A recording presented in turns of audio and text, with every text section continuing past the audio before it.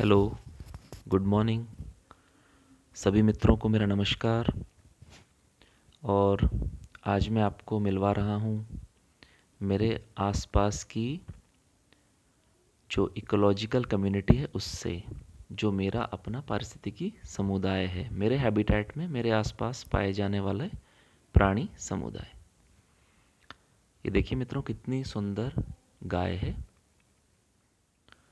और इन्हीं गायों का मैं सुबेरे दूध लेने आता हूँ, इन्हीं गायों का मैं दूध पीता हूँ। बहुत खूबसूरत गायें। ये हमारे प्राणी समुदाय का हिस्सा हैं। ये छोटा सा डॉगी है।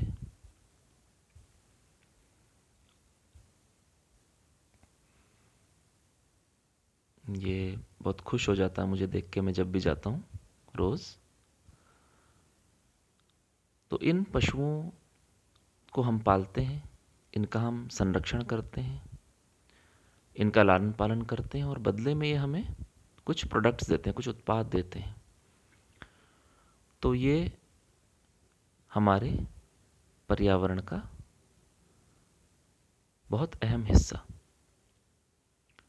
ये मित्रों, ये भी गायें हैं। मैं थोड़ा सा दूर आया हूँ अपने घर से, और एक ये देखिए कितने प्यार से मैं इनको सहला रहा हूँ। खुश हो जाते हैं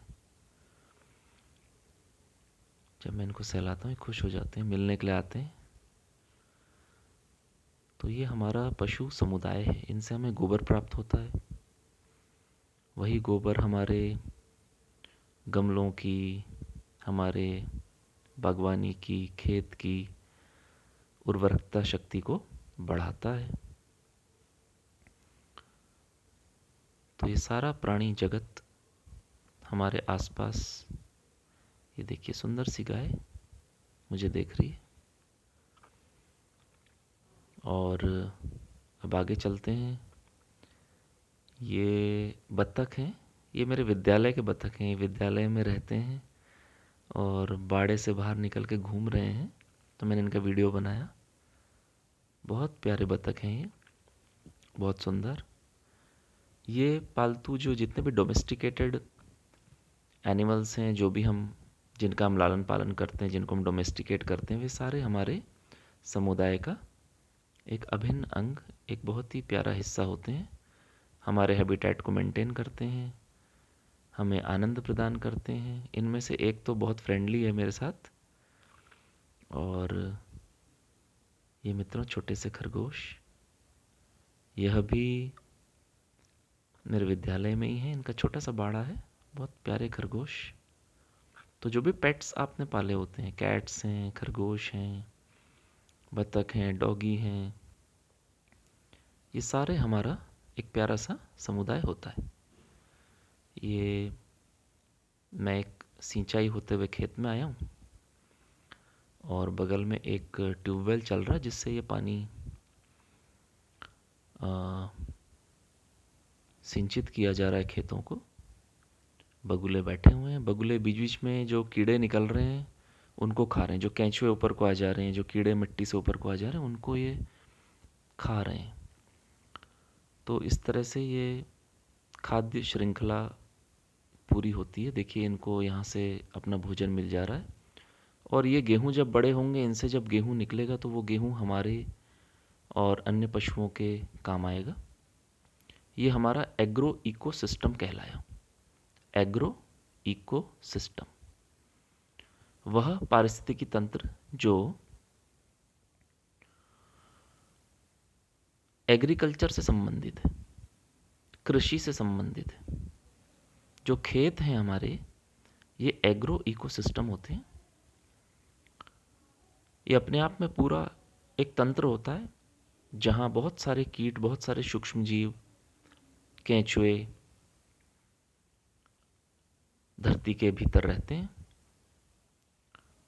और उनको चिड़िया पक्षी खाते हैं। ये हम दूसरे खेत में आए, इसका सौजन्य जाता है मेरी बुआ जी को। मेरी बुआ जी ने पहाड़ से ये वीडियो बना करके मुझे भेजा है। मैं अपनी बुआ जी का धन्यवाद करता हूँ। और ये पहाड़ी क्षेत्र है, ये बेसिकली वैली है, घाटी क्षेत्र। अगल बगल पहाड़ हैं, तो जहाँ पहाड़ होते हैं वहाँ तो सीढ़ीदार खेत देखने को मिलते हैं, लेकिन जहाँ पे घाटी होती है वहाँ थोड़ा प्लेन एरिया आ जाता है। तो ये है पहाड़ में ही, बट ये थोड़ा सा प्लेन एरिया है। तो बहुत सुंदर लहलहाते खेत हरे भरे। ये हमारा एग्रो इकोसिस्टम है। मकान बने हुए हैं और खेती बाड़ी हो रही है। लोग हैं जो यहाँ रहते हैं, ये पशुपालन करते हैं। और पशुपालन में गायें हैं, भैंसें हैं, बकरियां हैं। तो ये सब मिलजुल करके एक पूरा पारिस्थितिकी समुदाय हमारा बनाते हैं। बहुत सुंदर वीडियो बुआ जी ने भेजा है। ये देखिए, ये पहाड़ों के बीच में जो घाटी क्षेत्र है, वैली है। तो जो गायें, पशु जो गोबर करते हैं वो इन खेतों में आ जाता है उर्वरता शक्ति बढ़ाने के लिए। और फिर यहाँ से जो उत्पाद होता है, चाहे वो अनाज के रूप में हो, दलहन तिलहन के रूप में, वो इस्तेमाल हो जाता है। ये छोटे से वाइल्ड एनिमल्स, नेवले, मेरे घर में आए हुए। इसका मैंने पहले भी वीडियो एक बना के भेजा था। तो ये आते हैं, खेलते हैं, छोटे छोटे बच्चे। ये चिड़ियाँ हैं, इनको हम पालते नहीं हैं, लेकिन ये वाइल्डरनेस में रहते हैं अपनी प्राकृतिक अवस्था में। और चिड़ियाँ आती हैं मेरे बगीचे में,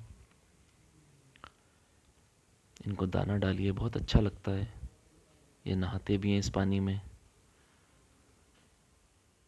और ये देखिए, ये पहाड़ी क्षेत्र का थोड़ा सा नेचुरल वातावरण, यही सब है जो हमें प्रोटेक्ट करना है। ये मेरे घर के ठीक सामने खाली प्लॉट है, उसमें लगा हुआ पेड़ है। और इस तरह से उसमें बेलें चढ़ी हुई हैं, झाड़ियाँ लगी हुई हैं। इनमें चिड़िया पंछी आकर के बैठते हैं। और जब तक ये है तब तक ही ये हरियाली है।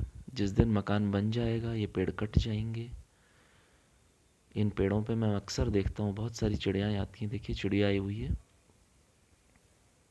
और इन्हें रहने का एक ज़रिया मिल रहा है। इनका भी एक हैबिटेट है। ये यहाँ रहती हैं, कीट पतंगों को खाती हैं, अपने घोंसले बनाती हैं। फिर इनकी पॉपुलेशन इंक्रीज़ होती है, इनके बच्चे होते हैं चिड़ियों के। तो जब ये पेड़ नहीं रहेंगे तो फिर कहाँ जाएंगे बेचारे, इस बारे में मैं विचार करता हूँ। तो हमें कैसे भी पेड़ बचाने चाहिए। ये भी हमारा वानस्पतिक समुदाय है। जो हम गमले पौधे लगाते हैं, इनसे भी ऑक्सीजन आती है।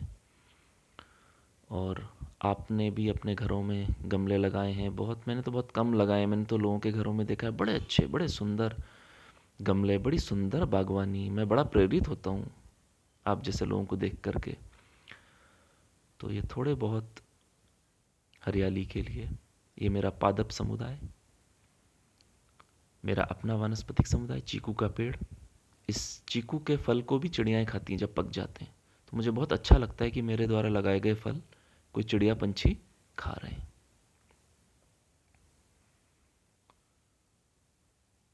इसी तरह से अमरूद का पेड़ भी है, उसे भी चिड़िया पंछी खाते हैं, मुझे बहुत अच्छा लगता है।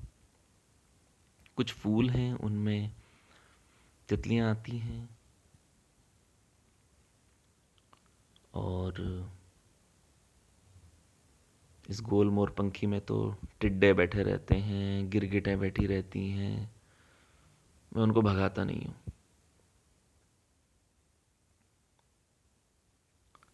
ये देखिए, रक्त पुष्प का पौधा है और इसमें से एक स्वीट सा रस निकलता है, इसको हम भी चूसते हैं, फूल को। तो बड़ा नेक्टर जैसा होता है। तो इसमें हमिंग बर्ड आती है, तीखी चोंच वाली चिड़िया, और इनका रस चूसती है। मुझे बहुत अच्छा लगता है देख करके। हालांकि ये बहुत कम है वानस्पतिक समुदाय हमारा। हमारे पास शहरों में जगह की बहुत कमी है, फिर भी प्रयास होना चाहिए इसमें। गुड़हल में तितलियाँ आती हैं, भंवरे बैठते हैं, तो एक वातावरण बनता है। ये देखिए, पादप समुदाय, हमारा वानस्पतिक समुदाय किस प्रकार से कम हो रहा है, घट रहा है। बिल्डिंगें तो हैं, बिल्डिंगें हमें चाहिए भी, रहना है। तो हमें ये विचार करना चाहिए कि हम किस प्रकार से थोड़ा बहुत पेड़ पौधे लगा करके अपने आसपास हरियाली करें। क्योंकि चिड़िया पंछी कहाँ जाएंगे जब तक खाली प्लॉट हैं, सामने पेड़ आपको दिख रहे हैं।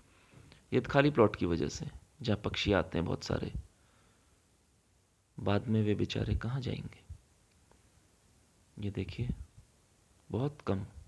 अगर हम वानस्पतिक समुदाय की जनसंख्या देखें, पेड़ पौधों की जनसंख्या की अगर हम बात करें इकोलॉजिकल टर्म्स में, तो बहुत कम, नॉमिनल, कुछ भी नहीं है। तो ये एक चिंता का विषय है मित्रों। हमने प्रयास करना चाहिए कि कैसे ना कैसे हम पेड़ों को अपने आसपास लगाएं।